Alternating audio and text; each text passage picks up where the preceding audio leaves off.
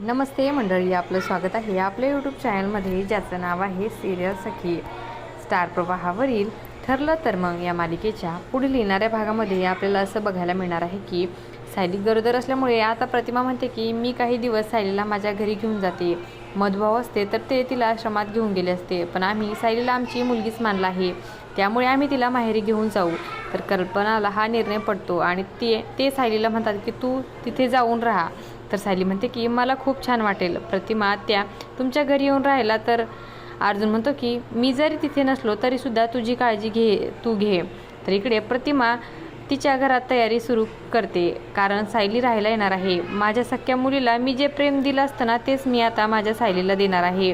प्रियाने मुलगी म्हणून आमचा विश्वासघात केला, पण सायली मुलगी नसूनही आम्हाला किती प्रेम करते. तर अर्जुन एका माणसाला पाठवून घरामध्ये सेफ्टी झोन करतो.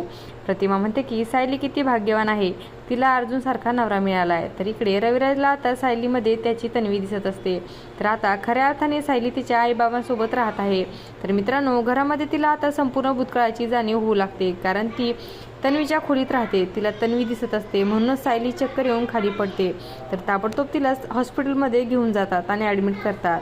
सायलीला अशक्तपणा आल्यामुळे तिला रक्ताची गरज असते आणि अखेर प्रतिमा आता ब्लड डोनेट करते आणि DNA टेस्टमध्ये सायली आणि प्रतिमाचा DNA मॅच होतो आणि सायलीच खरी तन्वी असल्याचं सिद्ध होतं. आणि अश्विनला हे लक्षात येतं आणि अश्विन हा सगळ्यांना सांगतो की सायली वहिनीच ही खरी तन्वी आहे. आणि असं काही या भागामध्ये आपल्याला बघायला मिळणार आहे. अशाच मालिकांच्या नवनवीन अपडेट्स पाहण्यासाठी सिरियल सखी या यूट्यूब चॅनलला सबस्क्राईब करा आणि व्हिडिओ आवडला असेल तर लाईक आणि शेअर करायला विसरू नका. धन्यवाद.